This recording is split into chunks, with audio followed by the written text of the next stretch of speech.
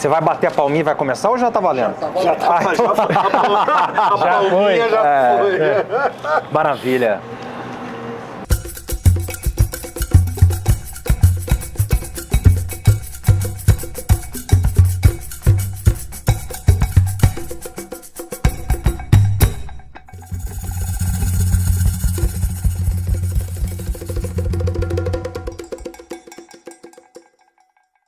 Sejam todos bem-vindos ao Mundo é um Moinho. Hoje especial, presencial, o primeiro Mundo é um Moinho presencial. Num clima tropicalista, nós estamos aqui, vocês já estão vendo, ninguém menos do que Pepe Escobar, o apóstolo do sul global, o pináculo da geopolítica eurasiática, aqui na periferia, semi-periferia do sistema mundo. E o nosso colunista do Observatório de Geopolítica, colunista do Sputnik, Valdir Silva, que vai estar conosco aqui ajudando a conversar com o Pepe, não é uma entrevista, é uma conversa entre amigos. Bom, nesse clima, digamos, tropicalista, em homenagem a Gal, que eu sei que você é fã, Pepe, e é uma das nossas deusas, né, das nossas musas. Pois agora vou recomeçar. Exato. nesse clima, Caetano, Gil, Chomsky e Celso Amorim, que fizeram agora a Utopia Tropicalista, né, um documentário incrível. O Pepe está conosco e nós vamos fazer esse moinho especial. Agradecer rapidamente também ao Observatório de Geopolítica do GGN, que o Pepe contribui conosco semanalmente. Toda sexta-feira sai um artigo do Pepe no nosso observatório dentro do jornal do GGN. Você entra no jornal do GGN, você vai ver as colunas, todo dia tem colunas extraordinárias que nós vamos mapeando o mundo, lendo o mundo, do ponto de vista do hard power e do soft power também, ou seja, da geopolítica pesada e também de cultura, enfim, e por aí, desde o prisma da literatura e da música, e por aí vai, e, sobretudo, a geopolítica dura, como nós analisamos. O Pepe não sabe, mas a sexta-feira, Pepe, no nosso Observatório de Geopolítica, virou Sexta Pepe. Toda sexta-feira fica todo mundo ansioso para o seu artigo que sai na semana. Nós soltamos lá, aos cuidados de Lourdes Nassif.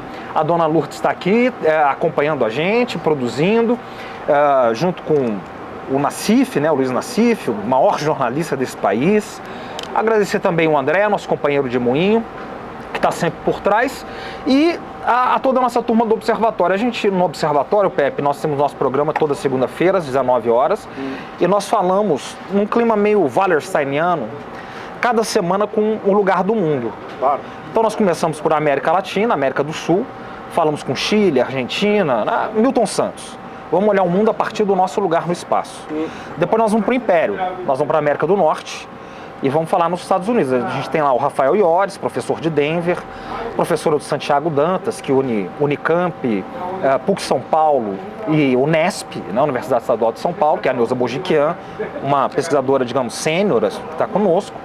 Depois nós vamos para a China. Nós temos a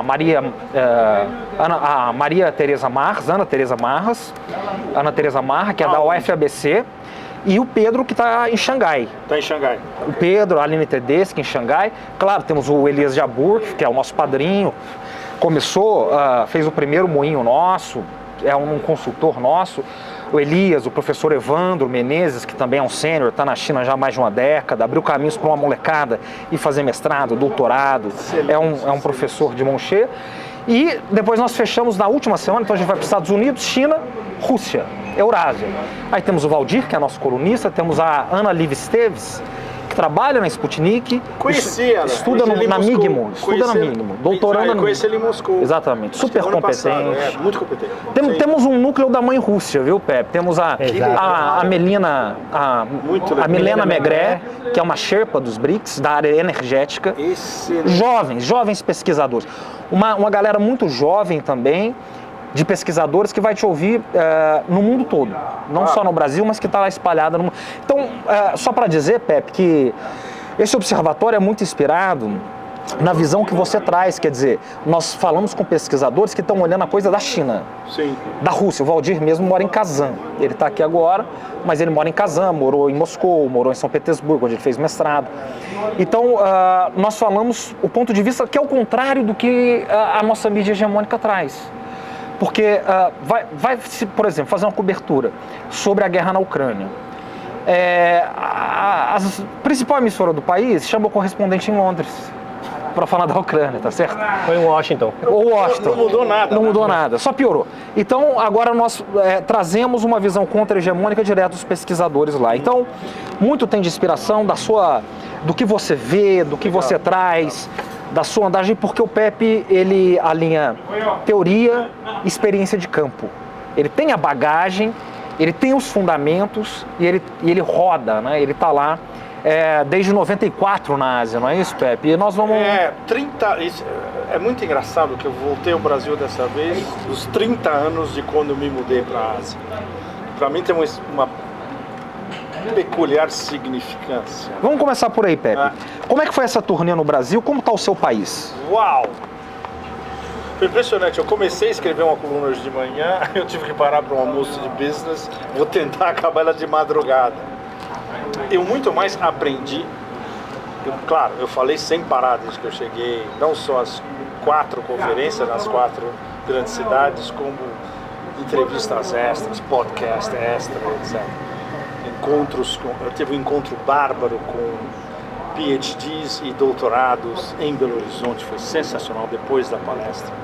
Pena que não foi tão longo quanto deveria. E eu aprendi muito, acho que razoavelmente a situação interna do Brasil, as contradições internas do governo Lula e outras coisas, como por exemplo, que a China escolheu a Bahia como um polo das rotas da seda, mesmo o Brasil não sendo parte dos BRIC. Eu não sabia disso. Para mim foi uma revelação. Eu quero voltar à Bahia por dentro para ver tudo, os investimentos, etc. E olha que coisa inacreditável. Um cara saiu do Peru para ver a minha palestra em Belo Horizonte. Eu falei, não é possível. Ele veio do Peru por 2 razões. Para ver a palestra e porque tem uma exposição de tesouros do Peru na Praça da Liberdade em Belo Horizonte. Aí eu conversei com ele na manhã seguinte e ele me contou a história do porto que está sendo praticamente terminado, Shanghai, que é o equivalente de Shanghai, ao sul de Lima, com 70% de investimento da Costco para exportar para o Pacífico. Eu não tinha ideia que esse porto existia. Já me botou na cara. A próxima vez que eu venho ao Brasil, eu vou lá, vou a Lima e vou achar. Eu quero ver esse porto na frente. Como os portos das rotas da seda em Myanmar, ou no Sri Lanka, ou aquele porto na fronteira do Cazaquistão, Korgos, que eu fui, é um porto de seco, né? Dry port, que é o grande porto da ligação China-Cazaquistão. Os caras estão fazendo um porto monstro no Peru. Eu não tinha ideia disso. Ou seja, eu aprendi muito mais do que tudo que eu pude contar para os diversos públicos com quem eu falei aqui nas 4 cidades, do caminho para o mundo multipolar, dos problemas dentro dos BRICS, da desdolarização, da guerra na Ucrânia, da demência da OTAN, etc. Então, para mim foi de uma riqueza extraordinária. E eu preciso de alguns dias para processar tudo que eu ouvi aqui. Fantástico. Ô Pepe, e aí, saindo aqui, né, nós vamos começar de dentro para fora, só mais uma questão aqui interna. E como é que você vê o Brasil com relação às últimas vezes que você veio aqui? Né? É interessante esse ponto de vista, porque você olha de fora, sendo de dentro. Sim. Não é isso? É diferente da visão do estrangeiro. E a pergunta o que é o presidente Lula lá fora, né? Como é porque o presidente Lula aqui na nossa, digamos, mídia hereditária, como diz o Chico Sá, o nosso amigo Chico Sá, a mídia hereditária, não há dimensão do que é o presidente Lula em termos de política externa. Não. Então, são 2 questões, né? O que o Brasil mudou das últimas vezes que você veio para cá, que você pode perceber, você sente alguma coisa, enfim, você observa diferenças. Sim. E o que é o presidente Lula fora do Brasil? de um brasileiro que mora fora há 40 anos? Eu estou vindo uma vez por ano agora, isso está começando a virar metódico. 2022, 2023, 2024, uma vez por ano. Mas eu fico muito pouco tempo, menos de 2 semanas, não é, Sofia? E essa vez eu fui a 4 cidades. Da última vez eu fui a 4 cidades também, da primeira vez só 3. E agora é o governo Lula, ou seja, o governo Lula mesmo, em ação, né? Isso. Vou processar especialmente o que eu ouvi das dificuldades que o Lula tem para governar. A minha impressão de fora de que ele é um personagem larger than life, sozinho, e rodeado de todo tipo de pressões, rodeado de quintas colunas, rodeado de ministros que trabalham contra ele, fundamentalmente contra a agenda principal dele. Ou seja, a impressão, eu posso estar extremamente errado, e aí eu submeto a vocês, é de que basicamente ele é o driblador sozinho, tentando armar uma super jogada no meio de campo. E não tem ninguém ali no ataque para receber a bola. Pode ser que eu esteja muito errado. Como ele é visto de fora é outra história. Ele é visto como um dos, se não o grande líder do sul global. E isso vai de Rússia, China, a Índia, Irã e Turquia ao Golfo Pérsico, a África e até o sudeste da Ásia, que é teoricamente muito distante, mas Lula é agora muito conhecido na Indonésia, por exemplo, nas Filipinas, na Malásia. Então é uma dicotomia enorme entre a impressão que o sul global, a maioria global tem de que, como ele sendo um grande líder do sul global, ele é capaz de tudo. Não. Ele tem as suas enormes limitações e isso é uma coisa que você só sente no terreno aqui. Então isso eu vou precisar de algum tempo para processar. Inclusive para processar um nível onde eu posso fazer um ensaio de fora e de dentro, por exemplo, para o Valdai, na Rússia, ou por algum think tank chinês. Então é uma responsabilidade. Mas eu vi muitas coisas preocupantes sobre o isolamento conceitual do Lula no seu próprio governo. Eu vi umas coisas de ministros que são anti-BRICS, não sei até que ponto isso é verdade ou não, mas as fontes eram boas. De ministros que foram literalmente apontados pelo grande irmão, entre aspas, ou seja, a agenda é outra.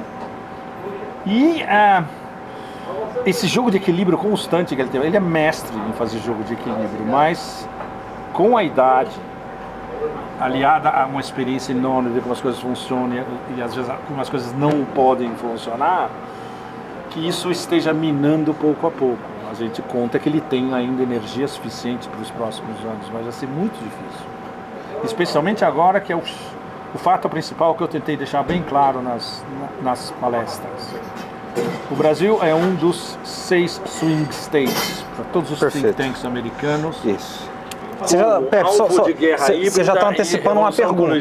Não, nós vamos entrar nisso agora. Não quero cortar a sua pergunta. Não. Só para o público, né, interagir com a gente aqui. Você soltou uma coluna que foi o colosso americano, né, para emular, que foi um colosso a coluna, um pequeno libelo sobre os swing states globais. Sim. Toda semana eu entro com o Nassif no jornal GGN, às segundas-feiras, e a gente tem repercutido o que são swing states, que é uma discussão ultra avançada no sistema mundo. Os think tanks americanos soltam reports, soltam relatórios quase que diários sobre isso. Nós estudamos lá no nosso grupo de estudos na USP, no Santiago Dantas, enfim, monitoramos isso. E é uma discussão que aqui ela está começando a estar pantanosa ainda. Quem são esses swing states globais e qual é o papel deles no mundo? E aí depois eu vou passar para o Valdir. Bom, eles foram apontados diretamente, não só um ensaio monstro que saiu na Foreign Policy, mas isso foi chupado pela Foreign Affairs, pelo Hudson Institute, todo mundo já pensa em termos desses 6 swing states.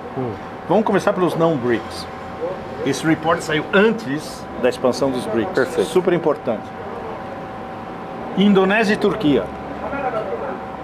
Eles tentaram influenciar na última eleição indonésia. E a Turquia, para eles vão influenciar o tempo todo. Primeiro porque eles não confiam no Erdogan. A começar porque ninguém na Turquia confia no Erdogan também. Bom, mas essa é outra história. Arábia Saudita, que na época ainda não era membro dos BRICS. Aí são 3. Aí os outros 3, membros dos BRICS. África do Sul, evidentemente, Índia e adivinha o mais importante? Nós. Ou seja, entre os swing states, o mais crucial para o império em derrocada, quase terminal, é aqui. Que é um dos temas X não só do que eu tenho escrito, mas do que a gente discute entre nós, vários de nós, o Alistair Crook, Marty Arnott, Ray McGovern, Larry Johnson. Nós somos um pequeno grupo e a gente está sempre em contato uns com os outros. E reforçando, porque nós somos muito poucos, e evidentemente é contra todo o arcabouço do que o Ray McGovern chama de MICIMAT, né? Complexo industrial, militar, congresso, inteligência, academia, mídias, think tanks. Esse é um monstro. Nós somos 5 ou 6 caras, não é muita coisa, entende? Mas é legal, porque a nossa audiência global presta muita atenção e repercute muito. E a nível acadêmico, como a gente está discutindo antes da nossa conversa, é muito importante isso.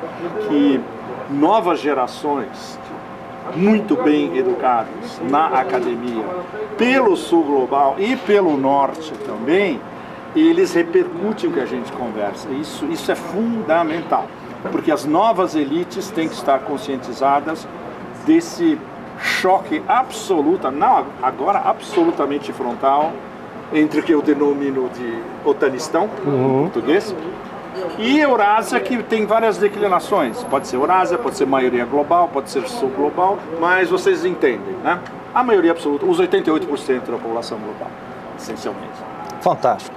Valdir, vou passar a bola para você entrar aí no tridente. É muito notório que a gente tenha esse termo, né, swing states, que é um termo usado quando a gente discute a política doméstica dos Estados Unidos. Sim. Relativamente àqueles estados que podem, numa determinada eleição presidencial, escolher um democrata ou escolher um republicano. E esse termo, ele também guarda um pouco de arrogância, porque eles estão olhando o mundo como se fosse o seu ambiente doméstico. Quer dizer, já não temos o problema da extrapolação jurisdicional estadunidense em outras partes do mundo. Agora eles analisam o mundo como se estivesse analisando a casa deles. Então por isso até que eles determinam alguns países inteiros e nações como swing states. A escolha dos swing states, né, se a gente for olhar vamos extrapolar esse tipo de interpretação. Se nos Estados Unidos a escolha é entre um partido democrata e um republicano, no mundo eles estão olhando e dizendo, bem, ou eles vão escolher o Otanistão ou a Eurásia, ou eles vão escolher a unipolaridade ocidental ou o mundo multipolar. Mas no fundo é isso. Você colocou isso muito bem, porque esses caras não têm visão estratégica. E é isso que é muito difícil de explicar para o sul global, inclusive para as novas elites do sul global. Kissinger, Realpolitik, esses caras não têm estratégia, eles têm táticas.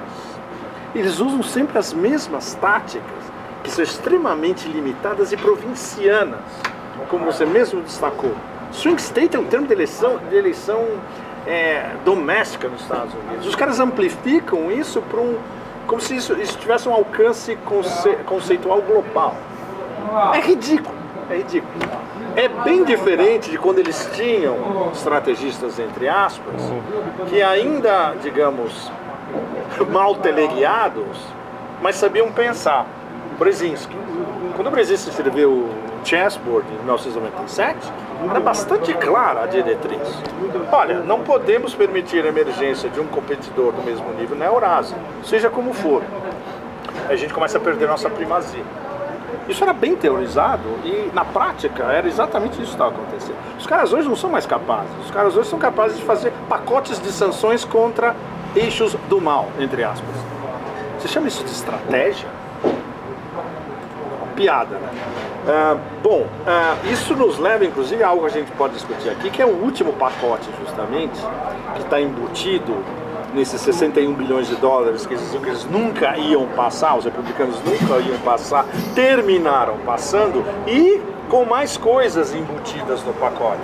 Claro, é uma lavagem de dinheiro para o Missimato. A grana pesada vai ficar lá, em Washington, Virgínia e Maryland. Aí vai uma nesguinha para a Ucrânia, que no máximo vai ser 8 bilhões de dólares, vai ser um monte de dinheiro. Um nesgão para Israel e uma nesguinha para Taiwan. Mas fundamentalmente é uma lavagem de dinheiro interna essa história. Mas quando você vai ler definição deles, é um act. Nos Estados Unidos, quando você tem um act, é porque o negócio vai virar política mesmo. Olha o nome do act. É a paz através da força no século XXI. Ou seja, o nome, a terminologia já define o que eles querem. Aí quando você lê o act, é um negócio alucinante. Eles criminalizam o eixo do mal principal, que é a Rússia, a China e Irã, não por acaso os 3 BRICS mais importantes, isso a gente pode discutir na sequência. Criminalizam a Palestina inteira, todas as facções palestinas, e principalmente um pacotão extra breve de sanções anti-Irã.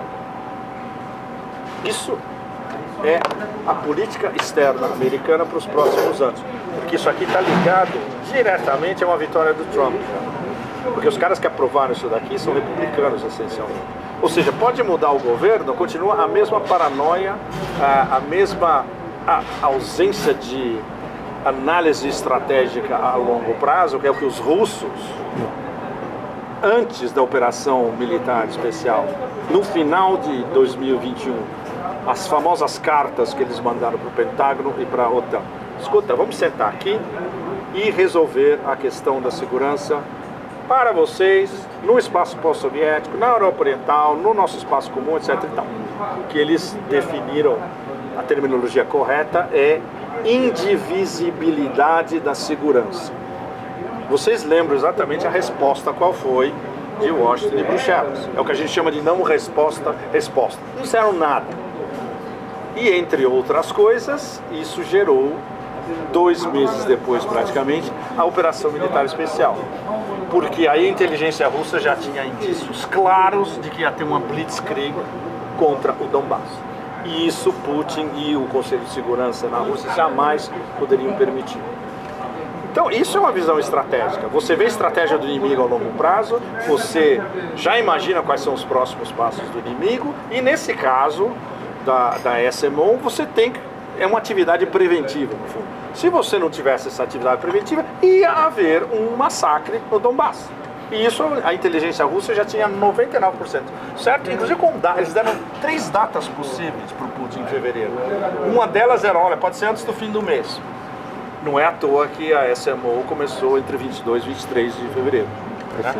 Esses caras não, esses caras fazem isso aqui que eu acabei de relatar para vocês.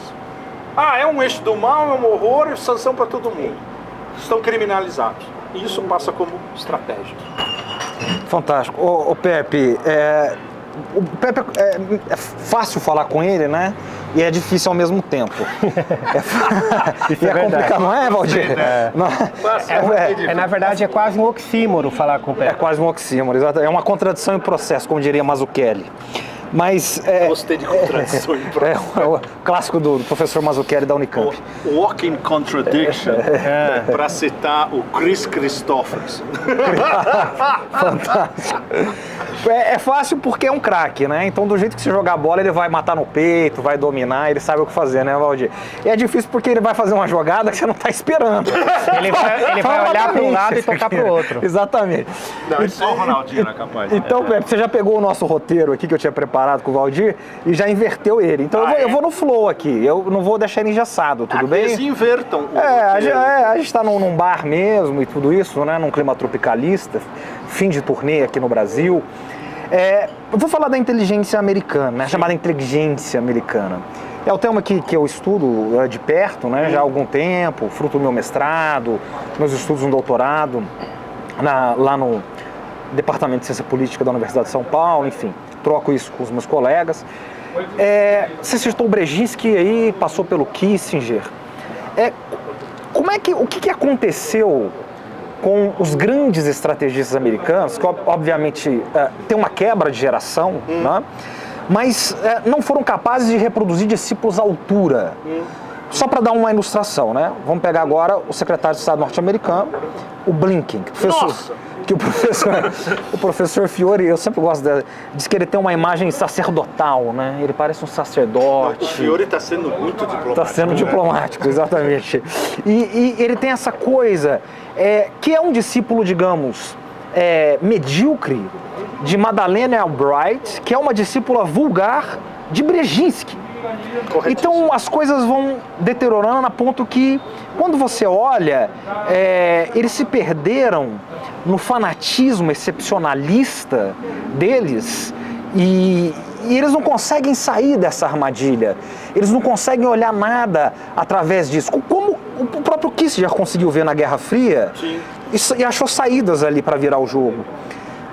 Como é que é, Pepe? Por que isso aconteceu? E só para fechar, ao mesmo tempo que nós vemos essa molecada agora se manifestando com força, com veemência, estudantes ocupando campos de grandes universidades, de todo lugar, nessa insurgência contra o massacre que Israel vem promovendo na Palestina e que une aí os jovens democratas que votam no Partido Democrata com a direita republicana, que é contra essa política externa absolutamente errática de Biden e esses falcões e pombinhos em peles de falcão, né, pombinhos democratas, que estão exercendo lá. Então, decifra isso pra gente, nosso mago das RI aqui, das relações. A pergunta é ótima, porque as nuances internas da pergunta são excelentes, porque tem a ver com a degradação do ensino superior, especialmente em humanidades, não só nos Estados Unidos como na Europa, isso é transatlântico. Isso vai, eu diria, de Yale em Colômbia até a Sciences Po em Paris, e tudo que tiver no meio. E o outro elemento é uma mediocrização das elites, que o papel de pensadores estrategistas como Kissinger e Brzezinski foi reduzido muito por influência dos neocons durante muito tempo, especialmente Bush 1 e Bush 2, a você ter funcionários de terceira, ou se não quarta, de uma mediocridade absolutamente extraordinária, como o Little Blinken, que era um redator de discursos do Biden no House Foreign Relations Committee, Comitê de Relações Exteriores do Senado. Ele era um redator vagabundo de discursinhos num comitê de Senado. E hoje o cara é secretário de Estado. Ou seja, o absurdo é equivalente a Annalena 180 graus ser ministra das Relações Exteriores na Alemanha. É algo que eu discuti com meus amigos alemães, eles falaram, mas para nós, alemães, é evidente. Se você visse o nível de degradação do ensino superior na Alemanha nos últimos 20 anos, nós vamos precisar de 20 e 30 para voltar ao estágio que a gente estava há mais de 20 anos. E é a explicação direta para você ter uma mediocridade absolutamente fora de qualquer esquadro, como a Annalena, como ministro das Relações Exteriores. Nos Estados Unidos, você pode aplicar a mesma coisa para Little Blinken, que é um político de carreira que entrou no Departamento de Estado para fazer carreira como diplomata, nunca avançou muito, aí pegou esse empreguinho de redator de discursos no Senado, um cara que podia ter chances de um dia se candidatar à presidência, chegou à vice-presidência, ele continuou no staff do Biden durante 8 anos, durante a era Obama, quando o Biden era vice-presidente e no início da destruição do Brasil. Super importante, não se esqueçam nunca disso. E hoje, vocês viram o que aconteceu 2, 3 dias atrás, né? A velocidade é brutal. Este personagem vai visitar Xi Jinping finalmente, depois dos chineses postergarem ao máximo. Puta, vai ter que vir aquele chato aqui, tá bom. Então vem. Tem um vídeo que vazou essa semana que é um negócio absolutamente extraordinário. Xi Jinping dando voltas na sala de recepções do palácio em Pequim. Ele dá uma volta, 2 voltas, 3 voltas, aí ele fala bem baixinho. Quando ele vai embora, aí o cara, uma vozinha lá do fundo, fala, hoje à noite. Ele dá mais uma voltinha, mais uma outra voltinha. Finalmente entra Blinken, atrasado. Você imagina um secretário de Estado dar um chá de cadeira, o dirigente mais poderoso do planeta, em Pequim? Ou seja, não é nem que ele... regras diplomáticas básicas, como a gente conhece. É uma arrogância tão desmesurada que ele acha que ele pode escapar dessa história. Quando o Blinken se encontra, por exemplo, com o Wang Yi, ministro das Relações Exteriores chinês, e com o Lavrov, os caras com 3 ou 4 adjetivos reduzem ele a pó na sua frente. Ele é um péssimo argumentador, ele só fala em clichês, ele é incapaz de ler. Ler não, porque ele lê um press release. Ele é incapaz, da sua cabeça, sem um texto de apoio, falar 2 sentenças que escapam a um clichê. E esse cara é o secretário de Estado americano. Então é tudo isso junto. A figura do estrategista americano de fundo, a partir já do novo milênio, adivinha quem assumiu esse papel? Um neocon, Robert Kagan. Era um cara que o Obama era visto para cima e para baixo em Washington, carregando livros do Robert Kagan embaixo do braço e dizia, tô lendo, muito legal, etc. O cara é um neocon de quinta, vagabundo. Família Kagan, aliás, intelectualmente é uma coisa horrorosa. Ele foi um dos idealizadores do projeto para o novo século americano, ainda no final dos anos 80, ainda sob a era Clinton, que já estava catalogando, nós vamos ser o século americano, o segundo século americano vai ser nosso século XXI. Durante a era Bush, ele era a sumidade, Bush 1 e 2 ele era a sumidade. Na era Obama continuou sendo sumidade porque os na verdade pré-anti-Trump, ou os democratas pró-Trump, para minar os republicanos com Trump, e todas as variações neocons, ziocons dentro do governo, eles achavam que o Robert Kagan era o grande conceptualizador, porque ele tinha escrito um livro absolutamente estúpido, dizendo, nós somos de Marte e os europeus são de Vênus. Nossa, que coisa inteligente. Mas se um aluno seu fizesse isso, você reprovava esse vagabundo. Pois é, isso daí virou uma bíblia em Washington. Ah não, nós somos marcianos, a Europa, Vênus está subjugada ao nosso poder marcial e isso vai continuar daqui para frente eternamente.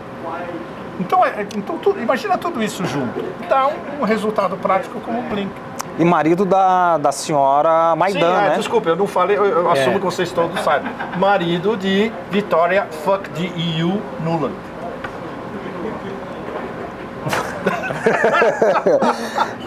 Eu vou até servir mais água aqui. Não precisa dizer mais nada, né? O Valdir vai entrar nos BRICS ali, que ele é do grupo de estudos BRICS aqui, de altíssimo nível do Brasil. Mas antes, pra gente não sair dos Estados Unidos, Pepe. Sim. É uma questão que chega todos os dias pra gente, no observatório, no moinho. Qual é a diferença pro sistema mundo, pro big picture, se Biden for reeleito ou se Trump voltar?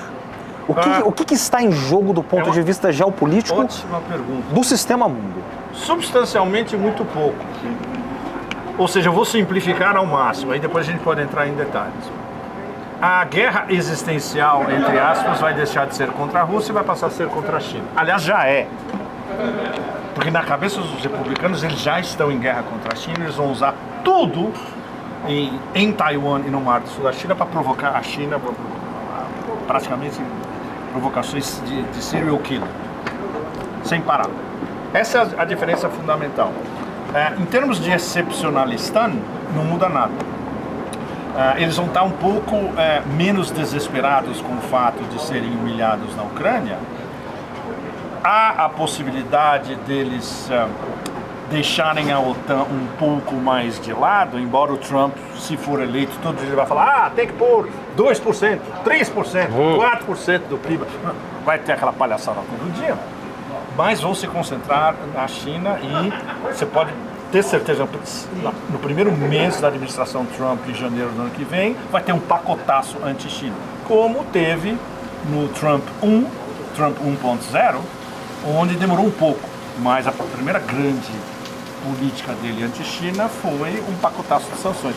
Os chineses olharam aquilo lá, tudo vai mudar o nosso modus operandi? Não. Sabe o que eles fizeram? É sensacional.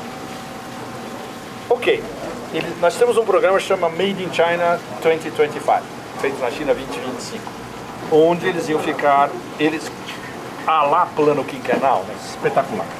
Em 2025 nós vamos ser o top no mundo inteiro em pelo menos 8 das 10 principais disciplinas tecnológicas. Quando os americanos viram isso e os caras assessorando o Trump viram aquilo, falaram, sanções. Eles pararam de utilizar a terminologia e continuaram fazendo exatamente a mesma coisa. Vai chegar o ano que vem, eles vão estar já, pelo menos 6, 7 das 10, eles vão estar em primeiro lugar. Por que a gente já sabe disso? Porque os caras jogaram a Janet Yellen, naquela viagem absolutamente estúpida dela de algumas semanas atrás. Ela chega em Beijing, olha, vocês estão com overcapacity, superprodução. Dá para vocês produzirem um pouco menos? Isso foi o X da questão da Janet Yellen, da visita da Janet Yellen. É alucinante, porque eles sabem que eles não podem competir. Em termos de capitalismo tradicional, não tem como competir. E os chineses sabem usar o capitalismo tradicional porque eles sabem usar o capitalismo produtivo para o benefício próprio e para o benefício de exportar mais. O Pepe, mas aí parece, só desdobrando aqui, né, que essa nuance, ela é quase que de caráter estrutural mesmo, porque o Biden, ele comprou essa guerra na Ucrânia como... Desculpa, posso te interromper claro. um minuto? O combo Biden. Aquele cara não consegue ler um teleprompter, como vocês todos sabem. Exatamente, Desculpa. o combo perfeito, um adendo perfeito. O combo Biden comprou essa coisa como uma guerra de cowboy contra a Rússia, não é isso? Então ele tem que, para eles, perder essa guerra na Ucrânia é uma derrota moral. Mais do que isso, que eles não podem admitir. Não. E ao mesmo tempo, o que o campo de batalha nos mostra é que eles não podem vencer, porque para a Rússia é uma guerra vital. Então, o Putin, ele não vai aceitar, e ele tem capacidades militares para isso, perder uma guerra na sua fronteira, porque desde o princípio ela é determinada com a guerra vital. Sim. E o Biden, ele vai sair humilhado de lá se ele admitir essa derrota, porque não é uma derrota contra um grupo terrorista, contra uma organização transnacional, coisa do tipo. É uma vitória, é uma derrota contra o grande inimigo norte-americano da segunda metade do século XX, contra o que ele demonizou, contra, enfim, a Rússia de Putin. Ao mesmo tempo, ao dividir essas forças, ou seja, manter a guerra contra a China, que o Trump declarou, guerra comercial, e que ele escala a ponto de ser uma guerra também moral, bem ao estilo dos democratas, não é isso? Não é só uma guerra comercial, tem a questão dos direitos humanos, toda aquela coisa democrática. Genocídio no Xinjiang. Genocídio no Xinjiang, exatamente. Então, eles escalam nesse sentido. Mas eles ficam dividindo ali com a Rússia. Então eles estão aqui, ó. Eles têm que encarar a China e eles têm que encarar a Rússia. Na Rússia eles perdem no campo de batalha. Na China eles perdem no campo da economia. E o Trump, ele já dá indícios, embora obviamente o Deep State não, mas de que ele vai recuar na Rússia. Ele tem uma relação com Putin, ele tiraria lá o exército em 24 horas, pararia o financiamento, tudo isso. Digamos, são sinais de nuvens diferentes, e colocaria todas as forças contra a China. Então, quer dizer, são mudanças que tem que ser levadas em... Por que eu estou insistindo nisso aqui, Pepe? Porque às vezes, principalmente no campo da esquerda, tem-se a impressão que os Estados Unidos é uma coisa só e não tem nuances. Mas quando se mergulha naquele pântano, nós vemos que isso é importante. Muito pelo contrário. Isso eu aprendi morando em Washington e falando com todos esses caras. Eu fui em quase todos os think tanks, que eu queria ouvir na minha frente os caras falarem essas coisas, não só ler os reports. Eu fui muito ao Senado, eu fui muito à Câmara, eu falei com vários independentes, não tem muitos independentes. Eu fui ver todo mundo que falava no National Press Club que tinha alguma importância, inclusive os israelenses. Eu lembro de uma entrevista com a Tzipi Livni, que foi no National Press Club. Ela se recusava a responder as nossas perguntas. E chegou uma hora, um dos nossos colegas falou: escuta, por que você vem aqui? A gente vem aqui para te fazer perguntas. Se você não quer responder, vai embora. E ela foi. Ela abandonou o palco e foi embora. Ou seja, isso mas é legal você ver esses atores na sua frente e cai a máscara. Perfeito. Todos esses. Mas, voltando à sua constatação, que é muito boa. Tem um ponto que você falou que particularmente chamou a atenção.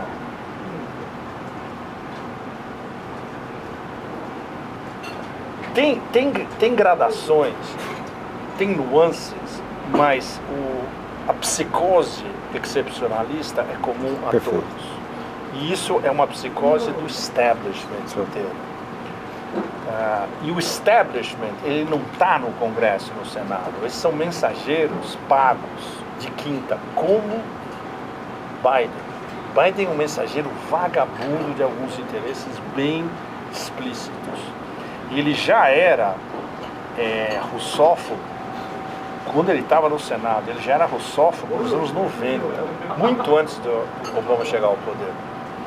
Teve um pesquisador que desencavou um vídeo dele na época do Brzezinski, 97, falando o que ele fala hoje. Ou seja, ele mantém a consistência, né? Vem a grana de corrupção que chove na conta dele, ele tem que manter a coerência, né? Ou seja, nada disso espanta. As gradações é mais complicado, porque como ele agora alguns dos subteóricos, ou seja, os caras têm um mínimo QI, estão percebendo que não é uma derrota só dos Estados Unidos, é uma derrota da OTAN como um todo.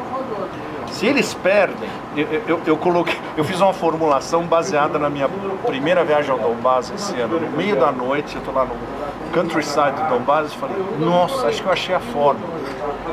A ordem internacional baseada em regras veio ao rico solo negro de Novorossia para morrer. Eu falei: bom, se eu pudesse resumir tudo isso que está acontecendo em uma frase, eu usaria essa. Eles sabem que se eles perdem essa guerra em Novorossia, terras russas, historicamente, a OTAN inteira desaba. Não é só o poder do Império, mas a OTAN inteira desaba, a aliança desaba, já tem rachas pesadas dentro dela. E, por extensão, a própria União Europeia desaba também. Porque a União Europeia basicamente é o braço político da OTAN. Perfeito. Porque é assim que funciona a Europa. Bruxelas é NATO, União Europeia, Comissão. A maior parte do mundo não sabe que funciona assim. Ainda não respondi a sua pergunta. Não, claro que você respondeu, claro que você respondeu. Quem tem ouvidos que ouça, não é isso? Até a estratégia de segurança nacional americana diz claramente que a OTAN ela é a cabeça de ponte dos Estados Unidos na Europa. Né? Exatamente. Eles deixam isso bem claro, deixam isso bem evidente. Tá contigo, Valdir. Já vamos lá. Eu queria, então, aproveitando esse tema, né, aproveitando que a gente está passando por uma verdadeira guerra proxy no território da Ucrânia entre justamente as forças da OTAN e a Rússia, tanto é que é um fato muito curioso que a guerra acontece na Europa e o principal financiador é justamente os Estados Unidos da América, o que é incrível, mais de 70% de toda a ajuda militar e financeira fornecida a Kiev vem dos Estados Unidos e a guerra está acontecendo na Europa, bem curioso. O Putin, em junho de 2023, ele reuniu a liderança africana que foi participar do Fórum Econômico de São Petersburgo, que é um dos maiores fóruns dessa natureza que ocorre na Eurásia, e ele revelou para essas lideranças que a delegação russa e a delegação ucraniana, nos primeiros meses de conflito, estavam próximas de chegar justamente a um acordo. Estava né? 90%. Fantástico. 90%. Em Istambul. Eu estava lá. A gente estava lá e a gente sabia, olha, eles vão fechar amanhã.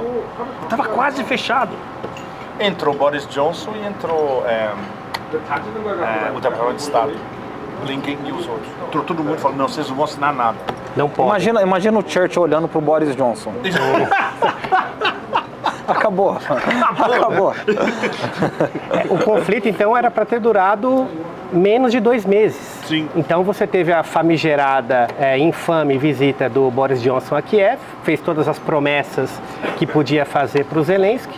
Zelensky acreditou nessas promessas, ou parece que acreditou, foi alçado a uma posição de herói do Ocidente e está aí agindo como tal até os dias atuais, ou tentando agir como tal, né? Porque ele é um ator, então ele pode muito bem desempenhar esse papel. A questão é, a guerra continua justamente porque houve esse encorajamento de atores externos para que a Ucrânia não assinasse essas negociações ou acordo com a Rússia.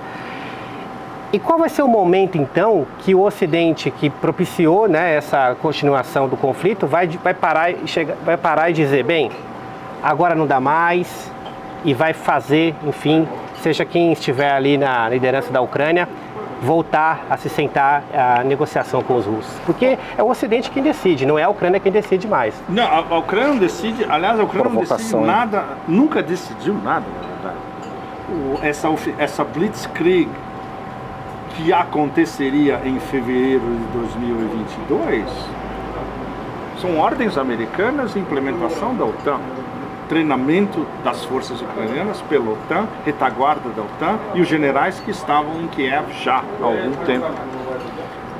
E mais ainda depois, vocês lembram da famosa contra-ofensiva, que foi um desastre absoluto. Alardeada no verão passado. Pois é, o Zaluzny era contra a contra-ofensiva. Ele falou, militarmente a gente vai tomar uma cacetada. Foi exatamente o que aconteceu. Mas o SBU, Inteligência Externa, e o GUR deles, Inteligência Militar, falam, não, tem que ser isso. Por quê? Porque são os caras da CIA e do MI6. Ou seja, essa ofensiva, entre aspas, foi saiu da cabeça, basicamente, da OTAN e desses altos assessores com trânsito infinito em Kiev, de serviços de inteligência. O Zaluzny é um cara, como general, ele era muito bom, ele estudou com Gerasimov, ele respeitava os russos, ele estudava as mesmas técnicas de guerra, as mesmas escolas. Tá? Ele falou, não vai dar certo, ele não deu outra. Ele fez o melhor dele dentro das circunstâncias. Bom, uma das razões porque depois ele foi escorraçado, porque não serve mais. E o MI6 falou, não, esse cara não dá, tem que ser um dos nossos. Aí botaram esse vagabundo Sirski, que por sinal é praticamente russo, na verdade, que é conhecido como general da derrota. Tudo que ele entra, perde. É o cara que está comandando o exército ucraniano hoje. É o Midas ao contrário. Isso, ele é o Midas às avessas. Ele é o Midas ao contrário. Mas o quê? Imposição, mais uma vez, da inteligência MI6, CIA. Mas tinha uma outra coisa que exatamente, o que pode acontecer não é um cessar-fogo, porque os russos não vão cair nessa esparrela de novo. E quando você vê a mudança do discurso, desde o grande urso lá em cima até o Lavrov, que é extremamente ponderado, e o Nebenzia, o representante deles na ONU, que é extremamente ponderado, eles estão dizendo basicamente, no último mês, especialmente depois do atentado terrorista em Crocus, Nebenzia falou isso na ONU literalmente. A única coisa que vai ter para discutir é a modalidade de rendição. E isso pegando o que o Lavrov já tinha começado a dizer, que é o seguinte, esta guerra vai ser definida no campo de batalha. Ponto. Não tem mais o que discutir. Não tem cessar nada. Cessar fogo. Então é isso. Eles quando digam o Conselho de Segurança Nacional, Putin e o Conselho de Segurança Nacional, isso está extremamente claro. E tem agora, digamos, como uma espécie de alívio cômico, as intervenções do Medvedev no Twitter X, que algumas delas são de rolar de rir, basicamente. Ele agora destrói. Ele está unplugged, como você costuma dizer. Eu chamo ele de Medvedev Unplugged. Porque desplugaram o cara e agora ele fala o que ele quer. E como ele é um dos membros do Conselho de Segurança, tem aval dos circunspectos, Patrushev, etc. Mas ele pode falar o que ele quer. Ele faz citações em latim, ele fala, vocês vão confiscar? Vocês não sabem o que vem na sequência. É maravilhoso, porque... Maravilhoso no sentido de que precisava, acho que, um evento catalisador para o Conselho de Segurança como um todo ter uma visão que é discutida em Moscou, em jantares, com business. Eu vi isso de businessman em Moscou. Mas, escuta, é uma quase guerra. Os caras não vão lá e acabam esse negócio. Porque it's bad for business, basicamente. E a maior parte da população que fala, escuta, eles estão atacando Belgorod, eles estão atacando nossas refinarias, eles estão atacando navios da frota do Mar Negro. E aí, vocês não fazem nada? Depois do atentado terrorista em Crocus, agora é um consenso nacional. Ele tem 87% dos votos e ele tem a opinião pública inteira dizendo, escuta, vai lá, acaba esse negócio. Então agora eles podem escolher, como disse o Nebenzia, a modalidade de rendição, que é onde a gente está no momento. Isso vai durar o quê? Vai ter uma ofensiva no verão? Possível. Até onde eles vão chegar? Eles vão conquistar o Donbas inteiro? É possível. Eles vão querer atravessar o Dnieper? Ninguém sabe. Eles vão tentar um play até Odessa? Pode ser, mas pode ser o ano que vem. Está nesse ponto. Ou seja, os russos agora decidem no campo de batalha até onde eles querem ir e em que modalidade. Mais cedo ou mais tarde, evidentemente, alguém com um IQ mensurável em Washington, mas escuta, não dá mais. Vamos tentar sentar e salvar alguma coisa dessa história. Eles não vão conseguir salvar o mito OTAN. Esse já desmontou. Está sendo desmontado a cada dia. Todas as Wunderwaffen, F-16, tem competição entre pilotos de Su-35 na Rússia para ver quem vai ser o primeiro a matar um F-16 novo aqui. Está nesse pé. Ô Pepe, uma pergunta muito simples. Diga. Quem é e o que quer a maioria global? Uau! Só o Brasil é capaz de fazer essas perguntas. Não, porque o Brasil vai fundo mesmo. O problema do Sul global é que não é homogêneo. O que os russos na presidência dos BRICS esse ano estão tentando reverter até um certo ponto. O fato de você já chamar 5 novos BRICS, botar todos na mesma mesa com uma voz egalitária, ou seja, a Etiópia levanta o dedo e fala alguma coisa, é igual a Rússia ou a China falarem alguma coisa. Isso é bárbaro.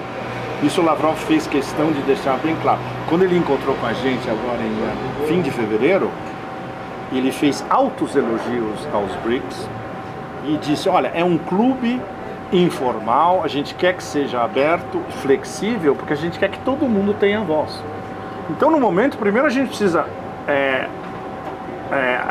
acoplar esses novos 5, mostrar para eles como funciona o clube, deixá-los à vontade, aí a gente vai pensar numa expansão, que é algo que talvez a partir da cúpula em Kazan em outubro, talvez nem tenha já uma nova lista, mas eles vão discutir, ok, entra mais 5, mais 6, mais 7, tem uma lista de mais de 40 que querem entrar, isso sobe toda semana, né? E outra coisa que é sensacional, que já começou a ser discutida em Moscou, informalmente, mas alguns formalmente já deram o seu palpite dizendo, esse é o futuro, juntar os BRICS com a Organização de Cooperação de Xangai. Se isso acontece, aí é a bomba definitiva. Você tem 10 mais 10, ok, alguns interpolados, né? Mas a Organização de Cooperação de Xangai tem Rússia, China, Irã, Paquistão, Índia e os 5 da Ásia Central. E tem Turquia, Mongólia e Afeganistão como observadores, que pode eventualmente virar menos. Junta esses com os BRICS 10 e mais uns 4 ou 5, é a nova ONU. É a nova ONU. E a cabeça de Rússia e China já esse ano é, olha, a ONU está morta. Basicamente eles estão dizendo, a ONU é uma coisa corporativa onde o maior acionista é os Estados Unidos, eles ditam tudo. É assim que eles veem a ONU. Eles não podem dizer isso em público para a maioria global. Então a China toda semana fala, queremos respeitar a Carta da ONU, etc. Lavrov, Nebenzia falam a mesma coisa, mas eles já estão trabalhando para um sistema alternativo. E esse sistema alternativo seria a união dos BRICS com a SCO. Isso é game changer, isso é o game changer. Se isso acontecer, uau! Aí não vai ter nenhuma tática do Império, muito menos estratégia que eles não têm, para conter isso. Eles já estão desesperados com o status quo do momento, que é a ascensão dos BRICS, que eles nunca esperavam. Você pronunciava a palavra BRICS em Washington até uns anos atrás, que clubinho vagabundo que os caras ficam falando, que não quer dizer nada. Agora, oh shit, é sério. Imagina quão mais sério pode ficar entre esse ano e o próximo. Valdir, depois dessa pedrada global...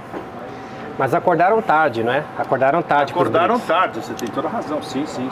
Como sempre, né? Como sempre. Eles pegaram o inimigo errado no começo do milênio. Vocês lembram do começo do milênio? Né? Os caras escolheram o inimigo errado. Uma das razões, o começo a sua primeira pergunta, Robert Kagan, Paul Wolfowitz, que esses caras são estrategistas. É um bando de ideólogos malucos. O inimigo é o Islã. Vamos lá destruir tudo. Afeganistão, Iraque, Somália, Líbia, Síria e o grande prêmio Irã. A gente sabe o que deu. Enquanto eles escolheram esse inimigo errado da guerra do terror, isso durou pelo menos de 2001 a 2017. Não, com Obama ainda. 2001 a 2015, 16, ou seja, eles perderam todo o início do milênio concentrando-se no inimigo errado. E a Rússia e a China viram o buraco, né, e foram... É fascinante. Que tudo tem a ver com estratégia. Ou seja, tinha um grande estrategista russo, Vladimir, e na China, eu diria que tinha uma estratégia do partido. Desde o começo os líderes não eram grande coisa. Jiang Zemin, Hu Jintao, era meio, né? Mas quem estava pensando por trás, os caras estavam vendo já a longo prazo. Porque as lições que eles tomavam e tomaram desde o início é Deng Xiaoping. Não se mostrem, não sejam arrogantes, mantenham um low profile, vão seguindo, né? Atravessando o rio, sentindo as pedras, se você cai, você se reergue, etc e tal, mas nunca apregoe o que você está fazendo. Eles só começaram a apregoar agora com o Xi porque eles estão assentados numa base extraordinária de potência econômica, tecnológica, extinção da pobreza, tudo ao mesmo tempo. E maior parceiro comercial do sul global, as novas rotas da seda, que são um projeto geoeconômico e geopolítico ao mesmo tempo. Ou seja, esses últimos 10 anos solidificou a trajetória na cabeça da liderança do partido e fala, bom, a gente está no caminho certo, as linhas gerais. O resto agora são ajustar detalhes. E temos a parceria com a Rússia, que nunca foi uma parceria tão profunda. E vice-versa. Ou seja, a aceleração do pivô para o Oriente da Rússia foi em grande parte uma reação ao abandono do Ocidente, mas estrategicamente o Putin olhou a Eurásia como um todo e falou, mas escuta, o centro do planeta é aqui, e eu estou no centro, vou aproveitar isso. Por que eu vou ficar cultivando esses caras que não me querem? E que ainda por cima ficam nos jogando sanções, proibições, russofobia, cultura de cancelamento, tudo isso. São decisões estratégicas. E não tem ninguém de alto nível no Império capaz de tomar uma grande decisão estratégica. Escuta, vamos sentar com esses caras? A gente pode até fazer uma nova Yalta de repente, vamos dividir. Mas a gente conserva algo importante do que nós temos no momento. A decisão estratégica deles foi subjugar a Europa. Que coisa mais estúpida do que isso? Eles estão sendo expulsos da Eurásia, vão ser expulsos do Golfo Pérsico, do oeste da Ásia, mais cedo ou mais tarde, estão sendo expulsos da África, mas vassalizaram a Europa. O que nos leva ao problema brasileiro. O que eles não podem perder de jeito nenhum? A América do Sul. E quem é o foco principal? É aqui. Por isso que aqui vai estar na mira dos caras 24/7, daqui para frente. E é isso que todo mundo no Brasil, pensante, tem que estar muito atento. vai ficar ainda muito mais pesado do que é. A guerra híbrida anti-Brasil pode inclusive virar guerra quente em determinadas instâncias. E eles não vão largar o Brasil de jeito nenhum. Por falar em Europa, você teve umas colunas, né, muito interessantes, citando o Emmanuel Todd. Eu até cito ele no livro também. O livro é ótimo. O livro dele é muito bom. E é um livro, né, fenomenal. E espantoso. Espantoso, exatamente. Eu estava procurando a palavra. E foi um livro que causou barulho em todos os lugares, varreu a Europa, né? Sim. E a pergunta é, você tem uma visão privilegiada porque você mora na França também, é uma das suas bases também no Otanistão, né? A gente já conversou com você direto da França, a gente estava com o embaixador Bustani, né? Sim, foi uma conversa foi ótimo. Maravilhosa, né? Embaixador Bustani, um abraço. E que também está sempre em contato conosco. E como que, Pepe, digamos, o berço da civilização iluminista, do iluminismo, do renascimento, né? Essa coisa pôde chegar como é que produziu grandes pensadores? Nós estamos falando de produzir o Jean-Jacques Rousseau, os grandes enciclopedistas, né? Voltaire. Nós estamos falando de gente que pensou o que nós temos de melhor no Ocidente, né? De filosofia, de política, de antropologia, de sociologia, e se reduzir à pequenez que pode ser expressa no Petit Macron, né? No Pequeno Príncipe. Sim. Ele é um signo disso. Como eles chegaram, em termos geopolíticos, a se submeter a um papel tão pequeno na história? Nossa, é uma excelente pergunta porque, bom, todos nós temos tradição europeia, né? Todos nós nós somos herdeiros laterais do Renascimento e do Iluminismo, na nossa educação latina, pelo menos, né? É uma fonte de espanto e de extrema tristeza. Tem a ver com a degradação absoluta da qualidade da educação superior no Otanistão inteiro. Tem a ver com a wokização progressiva,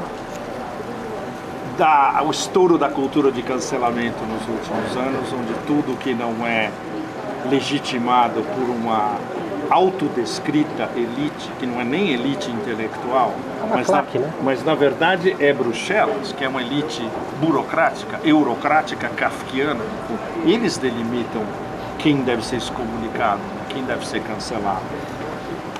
E, por exemplo, o saber livre humanista, por exemplo, desde um neoplatonista na corte dos Médici até o Montaigne, por exemplo, é absolutamente impossível um negócio desse.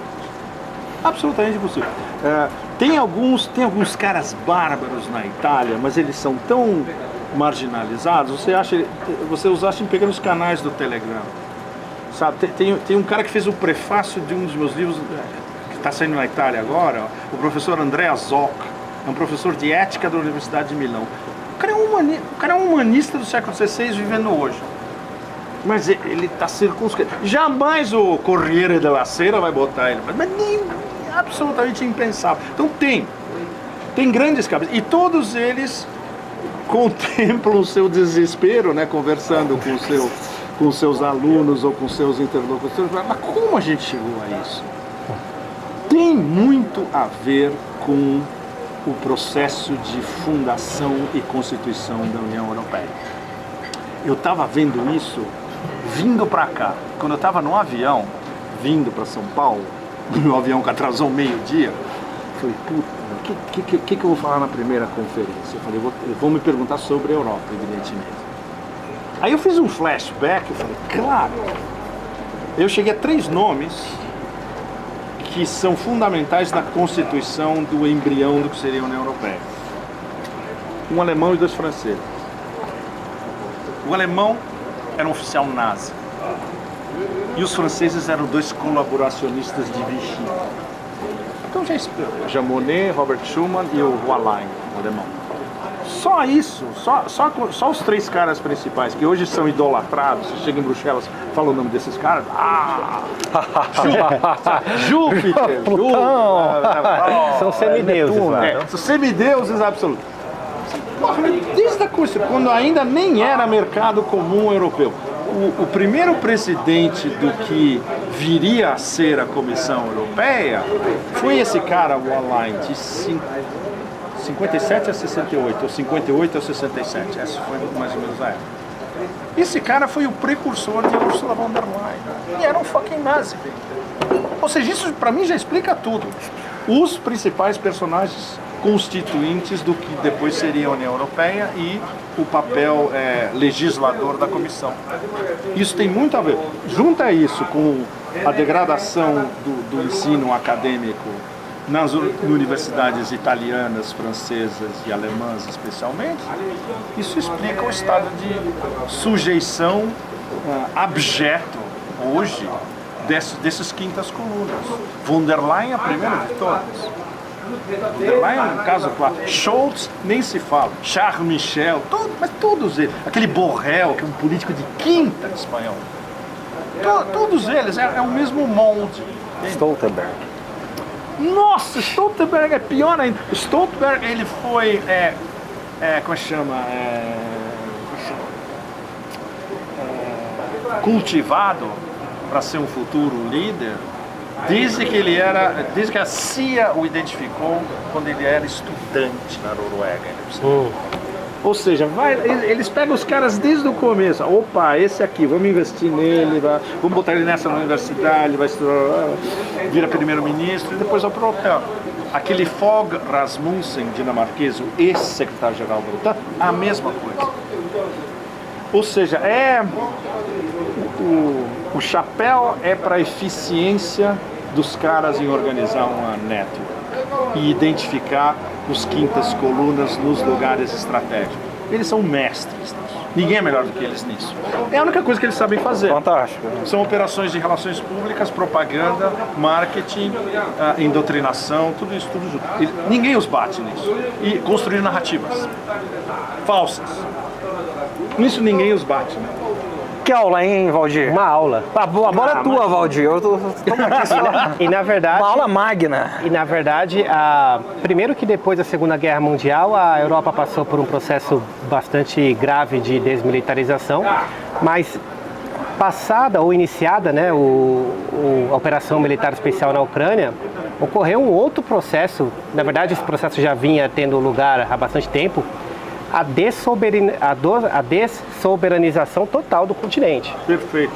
Foi o maior processo de dessoberanização, acredito, de toda a história da Europa. E isso ficou muito claro justamente com a explosão do Nord Stream 2. Por quê? Tem um jornalista que, inclusive, o Pepe acompanha, eu também acompanho de quando em quando, que é o Seymour Hersh. O maior repórter investigativo americano dos últimos 50 anos. Bom, acho que vocês sabem dessa história, mas é bom reiterar sempre. Por favor. Né? E ele revelou justamente uma análise de que o governo americano tinha conhecimento, deu o apoio para essa operação que, na prática, cortou o cordão, é uma espécie de cordão umbilical entre a Rússia e a Europa, né, justamente por conta da questão do gás. E aí você tem uma Alemanha com uma liderança fraca, com todos esses problemas que você mencionou da Europa, que não disse praticamente nada. Né? Então você tem literalmente nada. A maior potência, o carro-chefe, a locomotiva da União Europeia, ficou calada perante esse processo. Então, a gente pode dizer que não há mais esperança de voltar a um bom senso, né? A Europa não consegue mais fazer, não consegue dizer não. Depois começou a curto prazo, não. Respondendo a sua observação, a curto prazo, não. A médio e longo prazo, há intelectuais de altíssimo nível que no momento estão marginalizados, especialmente na Alemanha e na Itália. Eles apostam que com um câmbio de governo, daqui a alguns anos, eu espero que isso aconteça até o final dessa década, por exemplo, pode haver um novo pacto russo-alemão e pode haver uma desagregação interna da OTAN e da União Europeia E aí Rússia, Alemanha e outros vão constituir um polo, e aí o império vai ser expulso gradativamente da Europa. Esse, digamos, é o cenário otimista, mas é plausível, bastante plausível. A história do Nord Stream é... Bom, o grande furo jornalístico do milênio, mais uma vez, foi o Sy Hersh. Por que ele consegue fazer isso? O Sy Hersh é impressionante. O Sy Hersh é o grande jornalismo velha escola. É o que a gente chama jornalismo de sapato e jornalismo de telefone. O cara sai na rua e vai atrás falar com todo mundo. E pega o telefone e fala com todo mundo. Como é o Sy Hersh, todo mundo atende o telefone. Tem um problema sério. Por que ele conhece todo mundo? E por que todo mundo no eixo sabe que ele é o grande jornalista investigativo? Eles têm suas próprias agendas. Então eles podem passar várias coisas para o Sy Hersh que podem ser... Isso é complicado. Ele sabe disso, mas ele enfrenta o risco. Nesse caso, por exemplo, ele apostou praticamente tudo nas suas duas fontes principais, que fundamentalmente eram... Aí depois a gente fez vários de nós fizemos um breakdown. Ok, quem pode ter sido a fonte do Sy Hersh? Tem uma lista de 10 caras. Esses são os 10 caras de um comitê mais ou menos secreto, entre aspas, que estava sentado desde o começo nessas deliberações de o que nós vamos fazer com o Nord Stream. Já tinha. Era um negócio onde estava o Jake Sullivan diretamente envolvido, assessor de segurança nacional. Tinha Blinken também, tinha Victoria Nuland, obviamente, do Departamento de Estado, ela era o número 3. Tinha muita gente do governo, tinha a CIA, gente da administração Biden, e tinha esses caras que eram, digamos, acadêmicos, especialistas, etc. E a fonte principal do Sy Hersh é um desses caras. Como ele é muito bom, inclusive ele disse depois, escuta, eu não dei todas as menções. E teve alguns nós da história que eu tive que deixar de fora. A gente entendeu isso como a Polônia. Porque a primeira grande matéria dele estava tudo centrado na Noruega e nos mergulhadores americanos. A história dos mergulhadores americanos ele matou, mas de cabeça, porque ele tinha um informante lá na base. Os caras estavam treinando, depois foram para a Dinamarca, etc. E os noruegueses foi muito fácil, porque os noruegueses deixaram várias pistas. Ele não entrou na Polônia. E vários de nós, por fora, a gente fala, não, os poloneses estavam envolvidos também. Mas por alguma razão X que ele não explicitou, ele deixou de fora. Mas isso é que é jornalismo investigativo. E se você tem uma fonte bomba, que te conta uma história bomba, mas que você tem como comprovar com outras fontes, você publica, que é o que ele sempre fez. E com a sua credibilidade, evidentemente, ele destrinchou basicamente todo o mecanismo que levou à destruição dos Nord Stream. Mas todas aquelas evidências circunstanciais de Victoria Nuland falando, Biden falando, Blinken falando, Stoltenberg falando, isso extra, circunstancial. Mas o mecanismo, ele se destrinchou. Aconteceu alguma coisa? Absolutamente nada. Ele foi taxado de conspiracionista, velho, fabricante de fake news, etc. Ou seja, escafandrista. Escafandrista. Ou seja, o nível geral de imbecilização é tão grande que quando alguém vê um fenômeno de jornalismo investigativo como esse, as pessoas não sabem nem como reagir mais. E, evidentemente, todo o peso da Casa Branca, do Departamento de Estado, etc e tal, bom, nem negaram, né? Eles vieram com lembra da contranarrativa deles? Que foi um barquinho com 5 caras dentro, que jogou ancorou lá no meio, jogou uma bomba e a bomba depois explodiu. Não, fora as acusações de que foi a própria Rússia que explodiu. Exatamente, no começo, o Nord Stream. Os russos que explodiram o seu próprio Eles sempre fazem isso, né? Eles sempre explodem os seus próprios pipelines. Suas pontes, né? É uma loucura. Ô Pepe, a dona Lourdes Nassif, aqui, nossa produtora, pediu até para descer um cafezinho. Maravilhoso. Oi. Obrigado, Lourdes. Porque feito esse prelúdio, agora nós vamos começar a entrevista. Uau! Apenas um aquecimento, né? Começa agora. Agora nós vamos começar. Tá. Pepe está lançando um livro que se chama, um título muito sugestivo, que é Eurásia versus Otanistão. Ele vai falar melhor, mas esse livro já está publicado lá fora, está saindo nos Estados Unidos, outros lugares, né? E ele dialoga com o livro anterior dele, que é Os 20 Raivosos, os anos 20 raivosos, que é uma referência a Hemingway, né? A Hemingway e tal. Fitzgerald, sim. Exatamente. Pepe, fala para nós sobre o lançamento desse livro, o que tem nesse livro, o que nós podemos achar lá. Esse livro nos interessa muito, já ele vai estar sendo circulado em grupos de estudo, nas nossas trocas, e vai ser debatido. Fala pra gente sobre Eurásia e o Otanistão, por favor. E ver a possibilidade de ser traduzido no Brasil, né? Claro. Eu tive uma experiência horrível com um dos anteriores, o Império do Caos, que o meu publisher vendeu para uma editora que eu nunca tinha ouvido falar aqui, fizeram uma tradução horrorosa, não me pagaram direitos autorais, o livro saiu sem nenhuma divulgação, é uma experiência muito traumática, na verdade. Então esse, se sair no Brasil, ele merece um tratamento, né? Bom, foi um desafio. O meu publisher falou, escuta, algumas dessas suas colunas têm uma audiência brutal, vamos juntar as melhores, mas com um fio narrativo. Eu falei, tá bom. Aí eu tive o trabalho, aí eu tive que ler tudo, né? Comecei a reler tudo, do fim de 2019, pouco depois na verdade, desde a expulsão dos americanos e da OTAN do Afeganistão, agosto, fim de 2019, aí 2021, 2022, 2023. Aí eu fiz mais ou menos um fio narrativo que pode explicar, ou pelo menos dar os principais dados de vários processos. A guerra na Ucrânia, a ascensão do mundo multipolar, a expansão dos BRICS, como funciona a Organização de Cooperação de Xangai, o mapa da desdolarização. Então no meio tem entrevistas, tem vivência na Ásia Central e na Rússia, por exemplo, tem alguns, digamos, pit stops no circuito, onde eu uso um pouco de viagem em antropologia, mas para falar de geopolítica. Por exemplo, quando eu fui para o interior da Anatólia rever o caminho do Rumi, eu estava falando sobre os povos túrquicos. Então você usa para atrair o leitor para um tema bem mais amplo, né?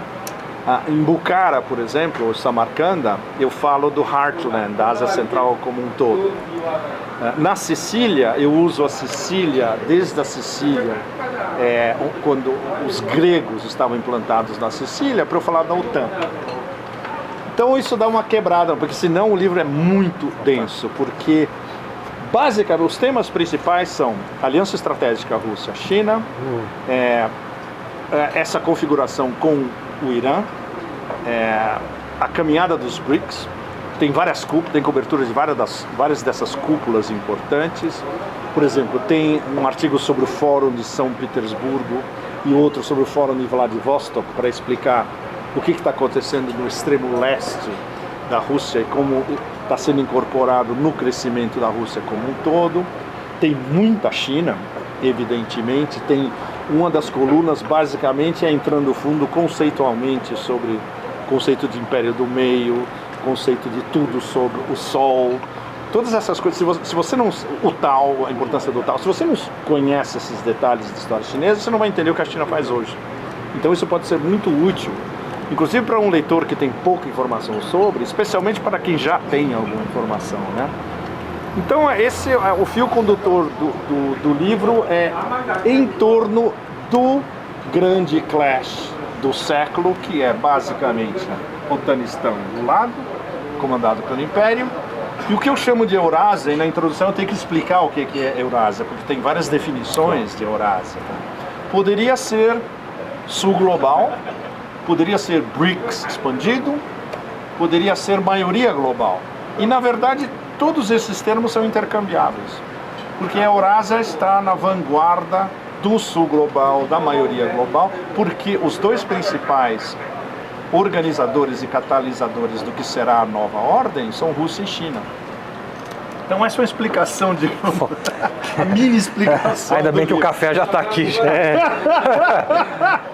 Perfeito. Vamos fazer um brinde aqui, Pepe. Vamos fazer um brinde café. A nova ordem multipolar. A nova ordem multipolar. Aí. Pepe, você falou de China, né? Tá tudo aqui que nós estamos discutindo, pessoal, está no livro do Pepe, Eurásia versus Otanistão, que aborda praticamente a geopolítica do século XXI, de maneira bastante contundente e interessante. Pepe, você falou de China. A China é o grande rival global, sem dúvida nenhuma, é o desafio hegemônico. Né? Na figura wallersteiniana, né, do Wallerstein, é a águia pousando forçadamente, né? Nós estamos vendo o pouso forçado da águia e a ascensão e a reascensão, né, o reemergir do dragão. E segundo o Wallerstein, a partir de 2001, dos anos 70, no final dos anos 60, a águia estava pousando lentamente. E depois se tornou um voo acelerado, quer dizer, o bico empenou para baixo. E é isso que nós estamos vendo desde a doutrina Bush e tudo isso aqui que a gente já discutiu aqui, essa demência global aí do estabelecimento norte-americano. Ao mesmo tempo, Pepe, queria que você tocasse 3 pontos aqui da China, né, para a gente caminhar para o nosso final. Primeiro, as novas rotas da seda, que eu sei que é um assunto que você não só conhece, mas te interessa pessoalmente. A importância das novas rotas da seda. E aí eu quero só fazer um paralelo, né? Os Estados Unidos têm hoje cerca de 130, a última vez que eu fiz o levantamento era 134 bases militares ao redor do sistema internacional. A China tem acordo nas novas rotas da seda com cerca de 145 países.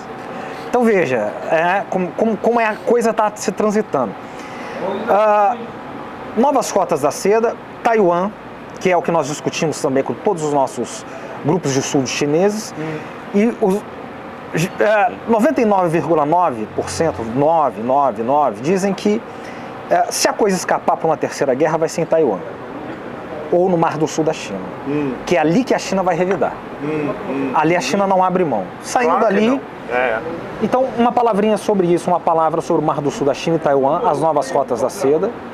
E, para fechar isso aqui, né, é a questão que a gente vinha falando da desdolarização, porque todas têm a ver com a quebra da hegemonia global dos Estados Unidos, né, e com essa ascensão da China. Então, como que esses tabuleiros aqui, eles jogam nisso tudo? Mais 3 horas, sabe? Não, sério, é 1 hora para cada um dos 3 vetores da pergunta. Café?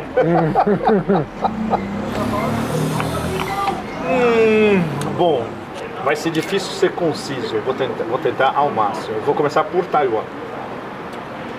O mapa da mina de Taiwan foi estabelecido por Deng Xiaoping, essencialmente, já no fim dos 70, começo dos 80.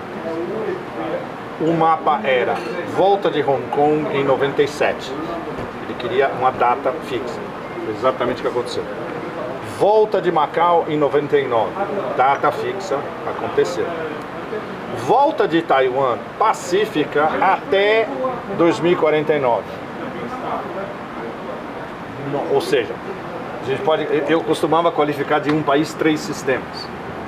Um país 2 sistemas com Hong Kong e um país 3 sistemas com Taiwan. E um retorno pacífico.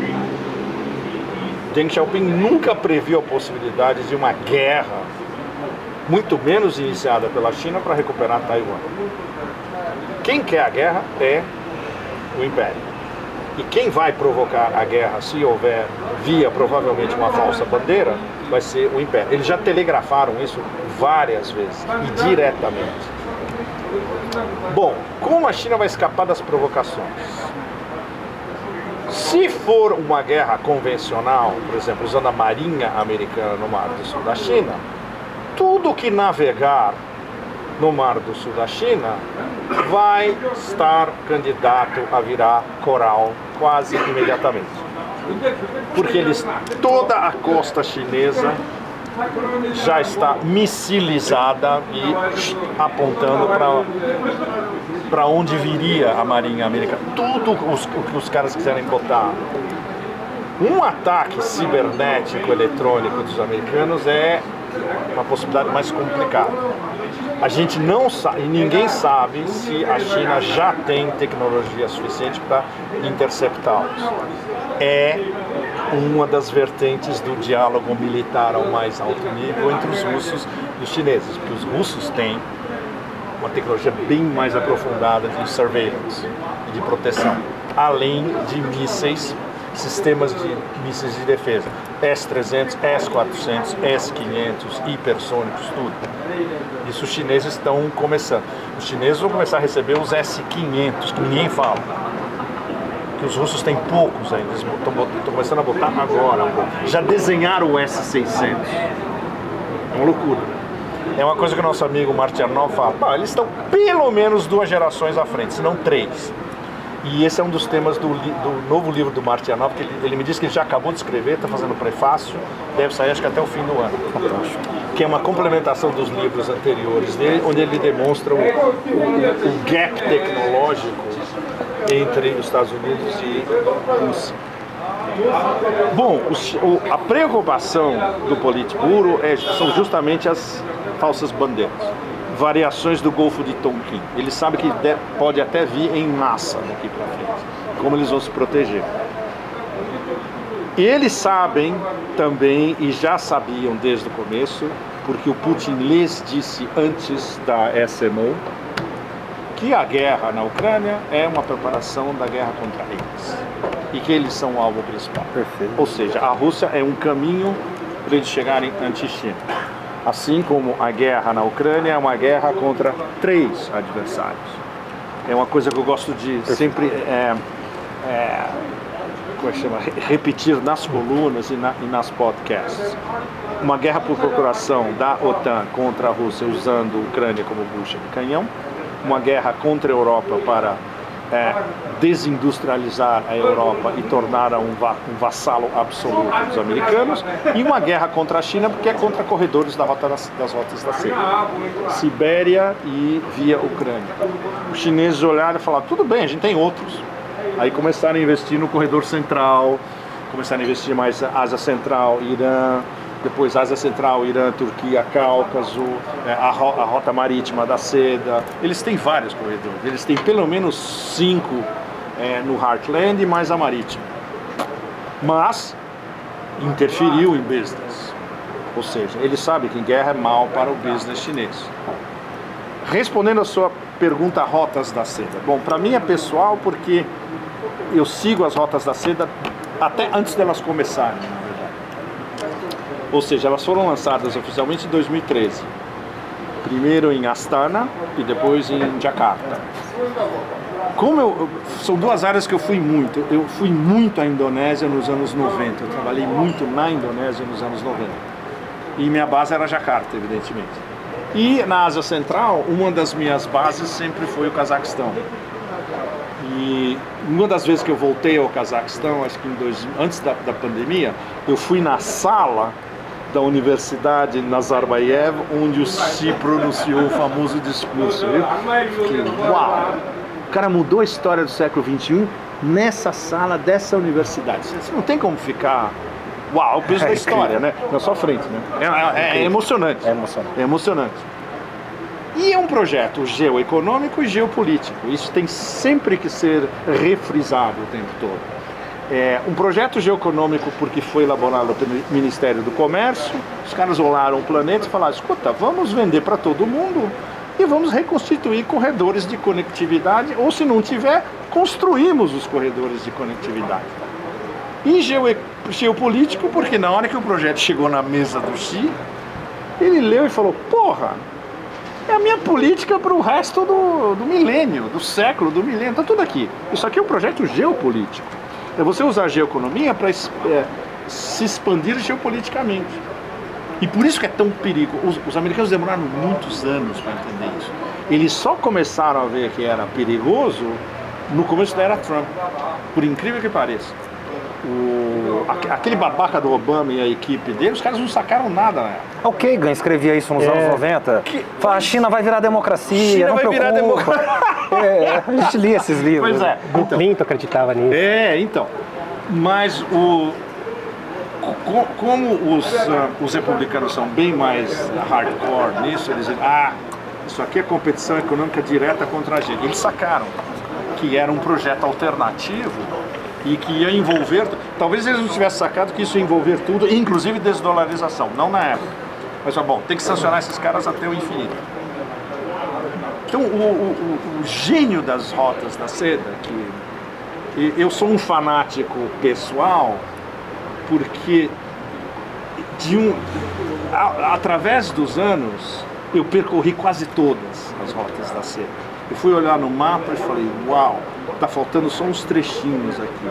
Mas aos poucos, eu terminei fazendo digamos, o percurso clássico, que é você sair de Xangai ou de Xi'an, atravessar a China inteira, depois você vai pela Ásia Central, dependendo de onde você quiser ir, Quirguistão, Tadiquistão e Cazaquistão, o Irã, que eu atravessei em boa parte, a Turquia, que eu atravessei quase inteira, uma parte do Cáucaso, chegando até Istambul e terminando em Veneza. E, inclusive, com trechos do meio sensacionais. Por exemplo, eu fui de Turkmenbashi, no Cáspio, do lado turcmen, e eu cheguei em Baku de cargueiro, bêbado, depois de ter bebido vodka do Azerbaijão com os marinheiros, porque eles me hospedaram, os caras me venderam uma cabine por $10, a gente encheu a cara a noite inteira, eu caí na cabine, quando eu acordei de manhã, subi no convés e olhei em volta, falei, não é possível, eu tô tripeando de ácido. A gente tava entrando no porto de Baku, mas um negócio mais alto, caralho. E eu, evidentemente, eu tava bebaço, né? Eu falei, nossa, não é possível. Que cidade é essa? Baku! É o nosso destino. Então essas coisas é legal, porque aí você junta esses trechos das rotas da seda, porque as rotas da seda eram várias rotas, e não é que alguém saía de Xi'an e ia para Veneza. Não! Eram todos intermediários, então eram trechos. E quem controlava o grosso da rota da seda no meio da Ásia Central eram mais ou menos descendentes de impérios nômades. Então, a grande história que me interessa em geopolítica, na verdade, é essa. Quando eu puder, eu vou largar tudo e eu quero fazer um livro sobre isso, que é retraçar as diferentes rotas da seda do passado, a história dos impérios nômades, como eles se constituíram na Ásia Central, o declínio com o início da Era dos Descobrimentos e a China ressuscitando esse grande empório mundial no século XXI. Por isso que é um fenômeno tão extraordinário. E quando você está lá no meio, você não quer saber de outra coisa. Imagina, você está em Bucara, por exemplo. Você entra numa loja e começa a conversar com um vendedor de tapetes. O cara te bota um tapete na frente, quando você olha o desenho do tapete, fala, putz, há 1500 anos atrás os caras estavam vendendo o mesmo tapete com o mesmo desenho. É do caralho, né? É sensacional. Então pra mim tem um lado muito de joy, de alegria de reviver essa história toda, e ao mesmo tempo, no nosso trabalho de explicar como funciona tudo isso, você fazer a correlação e explicar aonde os chineses querem chegar com esse conceito de novas rotas da seda. Aí tem mais um terceiro vetor da sua pergunta. Tem, que eu esqueci. Que é até uma questão junto com o Valdir. Sim. O Valdir faz parte do membro de pesquisa, é o membro do grupo de pesquisa sobre os BRICS, né, Valdir? Da Universidade de São Paulo. Okay. Isso. E tem a ver com a questão dele, que é a questão derradeira nossa aqui, Sim. que é a questão da desdolarização. Então, como é que a China vê esse processo, né, e os BRICS em geral, da desdolarização, o Valdir vai complementar. Mas é a questão de quebrar a hegemonia do dólar, né, porque Bretton Woods vai fazer 80 anos. E nós sabemos que a hegemonia norte-americana, ela tá, o hegemon, né, ele está calcado, hegemonia no sentido de poder, né, porque o soft power, enfim, é outra coisa. Mas no poder das armas e do dólar, ou seja, a bomba e a moeda. A questão da bomba nós já discutimos aqui, quer dizer, do poder, né? Como os contrapontos se levantam, enfim, as guerras. Os Estados Unidos não vencem uma guerra, eles não venceram uma guerra esse século. Não venceram nenhuma. Granada. Exatamente. Olha, vencemos Granada. Exatamente. Eles não sabem o que é a vitória. Eles não sabem o que é. Então, o outro pilar é, obviamente, a hegemonia do dólar, que é a hegemonia financeira global, que, digamos, é o resquício do que sobrou de Bretton Woods. Mas aí o Valdir vai complementar com a questão dos BRICS e aí, enfim, a gente vai... Que, inclusive, um dos braços justamente da hegemonia dos Estados Unidos é o fato da sua moeda ser a moeda de comércio global. Então a gente tem também, dentro desse sistema, dentro dessa conjuntura, como é que a gente pode ver a importância, por exemplo, da entrada da Arábia Saudita e do Irã nos BRICS, tendo em vista que o dólar ganhou importância também porque era a moeda que pagava justamente as commodities, né? Os sauditas recebiam em dólar e aí criou-se o termo petrodólares, por exemplo, ali que enriqueceu muito os países da região. E a Arábia Saudita já concordou em vender dólares, em vender petróleo por yuan. Sim. Então, entrando esses dois atores que são energeticamente muito importantes no Oriente Médio, como é que isso muda a geoeconomia dos BRICS e pode acelerar esse processo de desdolarização da economia global? Muda tudo. E quem percebeu isso em Washington, Nova York, na verdade esse é o trauma absoluto, esse é o pesadelo total desses caras. Que alguns bons analistas já sacaram isso, porque agora não vai ter retorno. A gente não tem plano B para um negócio desse. Bom, deixa eu voltar um pouco a Irã e Arábia Saudita nos BRICS. Eu acho que em termos de estratégia geopolítica a longo prazo, talvez tenha sido o golpe de mestre do século até agora. Por quê? Começou com a Rússia. Essa conversa começou via Moscou separadamente e tinha intermediários. Podia ser em Bagdá, podia ser em Oman. Aí os russos sentavam com os sauditas, conversa à parte. Depois os russos sentavam com os iranianos, conversa à parte. Aí vai um tempo. Aí eles pegam os pontos principais de um e de outro. Um belo dia, sabe, bom, vamos tentar pôr os dois na mesma mesa.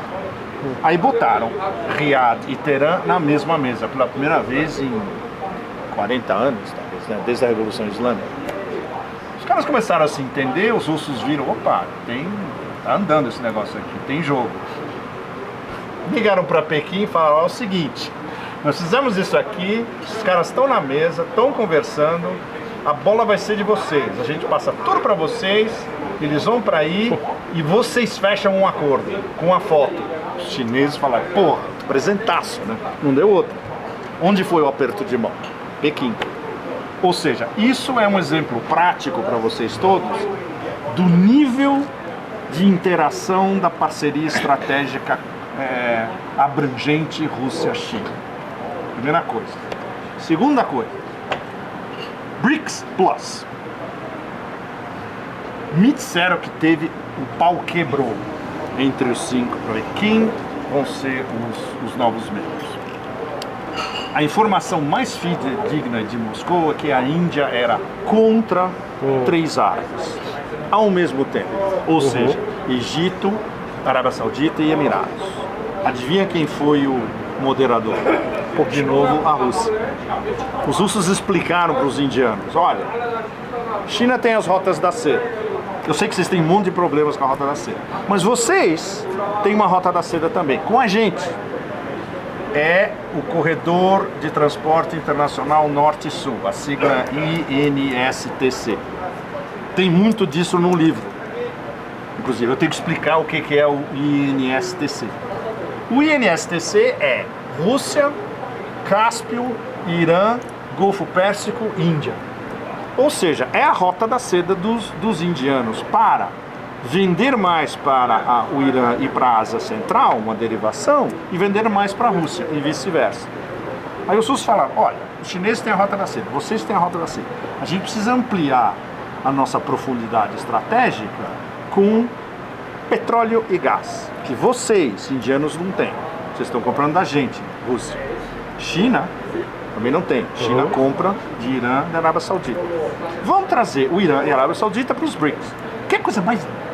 Bom, eu tenho que falar. É a geopolítica do caralho, mas cósmica, sabe? Só os russos têm uma visão estratégica a esse nível. Os chineses concordaram, os indianos concordaram, caiu o preconceito ante os árabes, o terceiro Egito, por razões óbvias, porque posição estratégica, entraram nos BRICS expandidos. Elemento extra nessa história toda. A Arábia Saudita e Rússia têm uma relação privilegiada na OPEC Plus. OPEC Plus. Vocês devem saber da OPEC Plus. Quem manda na OPEC Plus é Rússia e Arábia Saudita. É ao nível do MBS ligar para o Putin e falar, escuta, vai ser quanto o barril do petróleo? Quanto a gente vai baixar na produção? Os dois discutem entre eles e os outros aceitam. Basicamente é isso. Ou seja, vocês lembram da invasão do Iraque em 2003, quando aquele babaca do Wolfowitz falava, nós somos a nova OPEP? 20 anos depois, Rússia e Arábia Saudita dizem, nós somos a nova OPEP. E funciona de acordo com as nossas regras. E todo mundo está de acordo. Bom, OPEC Plus, então, o que os BRICS têm, além da expansão natural? Estrategicamente, eles estão em todos os nós que contam. Em termos de energia, eles controlam a energia que conta é petróleo e gás, que são os maiores produtores, estão juntos na mesma mesa. A possibilidade de se expandir para outros grandes produtores é enorme. Pode entrar o Cazaquistão, está na lista dos BRICS expandidos, por exemplo. Venezuela também está na lista, as maiores reservas de petróleo não exploradas, certo? Então, estrategicamente, eles cercaram a história toda e aí entra na grande discussão que é, ok, como nós vamos fazer a desdolarização? E é o pé que a gente está agora, que é o mais complicado de todos, porque os BRICS não tinham um roadmap para desdolarização. Inclusive até a expansão anunciada no ano passado. Agora tem um. Eu não posso dar detalhes. Eu já falei sobre isso, mas na hora que sair vocês vão ser os primeiros a saber que eu vou fazer uma coluna com o Glaziev no meio, que já aprovou, inclusive. É um sistema novo, é uma unidade apolítica completamente diferente de uma moeda. Pra vocês terem uma ideia, já chegou no Ministério Russo das Finanças, os caras adoraram. Já chegou na Elvira Nabiulina no Banco Central, ela gostou da ideia, por incrível que pareça. O Glaziev já legitimou a ideia academicamente, ele quer ir à China fim de maio. Inclusive ele quer encontrar a Dilma. E eu vou tentar justamente ajudar nesse encontro. Perfeito. Com o Elias e com a Dilma. O Glaziev, na hora que chegar lá, ele fala com os dois e ele explica pessoalmente o que é. O plano não é dele, por sinal. Isso é super importante. Na entrevista que eu fiz com ele, a última, uma delas eu acho que está no livro. Mas a última, eu acho que foi a mais importante ainda, porque o que ele falou off the record, desliga o microfone, foi muito importante. Ele falou muito sobre os BRICS, ele falou, olha, se tiver uma mudança interna, barra pesada, nos estatutos do Banco dos BRICS, o NDB, em Xangai, esse negócio não vai para frente, porque está ligado ao dólar. Então os caras têm que refazer os estatutos, botar isso ligado à cesta de moedas dos BRICS 10 ou 12, 14, 15, usar esse novo projeto de uma unidade apolítica e começar tudo de novo. Você não pode ser um banco de desenvolvimento fazendo empréstimo na língua do inimigo. Na língua não, na moeda do inimigo, desculpa. Eu estava pensando em língua e em inglês. Bom, então esse o negócio está se movendo a uma velocidade tão brutal que depois que eles olharam estrategicamente, chamaram os parceiros certos para o BRICS expandido, esse ano é o ano da aceleração do processo de desdolarização. E eles sabem que eles precisam chegar nessa cúpula em Kazan em outubro com um mapa prático e concreto para mostrar para os outros, falar, esse é o nosso mapa para desdolarizar e vocês todos vão estar no meio. E isso vai expandir para os outros, vai para a Organização de Cooperação de Xangai, vai para a União Econômica Euroasiática, você pode vender para a CELAC na América Latina, para a União Africana, para a ASEAN no Sudeste da Ásia, para todo mundo. Então a velocidade é vertiginosa, mas tem um plano B já. E eles descobriram nos últimos meses, isso é que é extraordinário. Bom, não sei se responde a sua pergunta, mas acho que dá um painel auspicioso para todos vocês de que há caminhos para se organizar essa multipolaridade e essa desdolarização. Embora é de uma complexidade absolutamente. quando eu estava lendo o paper desses caras do negócio, nossa. Aí eu fui jantar com eles e falei, escuta, me explica isso, me explica isso. Eles explicaram cuidadosamente. Aí quando eu entendi o negócio, eu falei, mas é uma ideia bárbara. E não é à toa que foi aprovada pelas altas instâncias econômicas russas. Isso faz sentido e é apolítico. Um mecanismo apolítico. Agora, o grande problema prático vai ser vender isso para empresas. Então os caras estão pensando em Moscou. Escuta, se a gente por exemplo, se a gente vai na Gazprom, mostra o programa para eles, os caras da Gazprom falam, vamos começar a usar o seu sistema de pagamento. De um dia para o outro vira, porque todo mundo que faz business com a Gazprom vai querer entrar também. Mesma coisa com a Rosneft, Norilsk, Nickel, as grandes empresas russas. Se todas elas entram, as empresas chinesas vão olhar e falar, opa, é uma boa ideia. Os chineses até agora, eles não avançaram porque eles têm medo de sanções dos americanos. Mas os chineses agora estão, nos últimos dias, inclusive, e eu acho que eles subiram um patamar. Opa. E eles subiram esse patamar justamente no encontro do funcionáriozinho de quinta, Little Blinken, com Xi. E ele encontrou o Wang Yi também, ministro das Relações Exteriores. Os dois disseram para o Blinken, na chapa, na lata, direto, ou é cooperação ou é antagonismo. Vocês decidem. Ele jogou a bola do outro lado. A decisão é do Império. Se o Império resolver partir para a confrontação, os BRICS, o Sul Global e essa organização multilateral já tem armas. E as armas eles estão engatilhando. E aí eu deixo vocês com os bons auspícios, como os budistas dizem, né? Uma situação auspiciosa. Ô Pepe, com esse final apoteótico aí, né? Que incrível, que aula, hein, Valdir? Hoje foi um dia épico. Foi um dia épico, simplesmente. Garçom, mais café. Mais café. Café e água. Poderíamos varar a noite aqui, né? Não, nós estouramos todos os tempos. Podíamos varar a noite fácil. Exatamente. Nós agradecemos o bar aqui porque nós estouramos todos os tempos e tudo isso. Mas o nosso quadro final, Pepe, é uma dica cultural. Sim. É a tradição do moinho. Enfim, como eu disse aqui, muita gente jovem nos assiste, claro. Também é de 8 a 80 aqui, né? Claro, E o pessoal joga dicas culturais também. Então um livro, uma peça, uma música, enfim, algo mais soft, digamos assim, para os nossos espectadores, para as nossas espectadoras. Vou pedir para o Valdir dar uma dica primeiro, depois eu vou modestamente dar uma dica e você vai encerrar para a gente, tá bom? A minha dica vai ser um livro de um autor chamado Gilbert Achcar, chama-se The New Cold War, a Nova Guerra Fria, em que ele coloca a tese de que a Guerra Fria que hoje a gente vê entre o Ocidente e a Rússia começou, na verdade, não em 2014, como alguns diziam, nem tão pouco em 2022, mas em 99 com o bombardeio da OTAN na Sérvia, ali que ele designa como os princípios dessa ordem mundial que não é baseada em regras do Ocidente e que desembocou nesse conflito que a gente vê hoje. Minha dica cultural, então, é esse livro, A Nova Guerra Fria. Fantástico. Que dica, hein?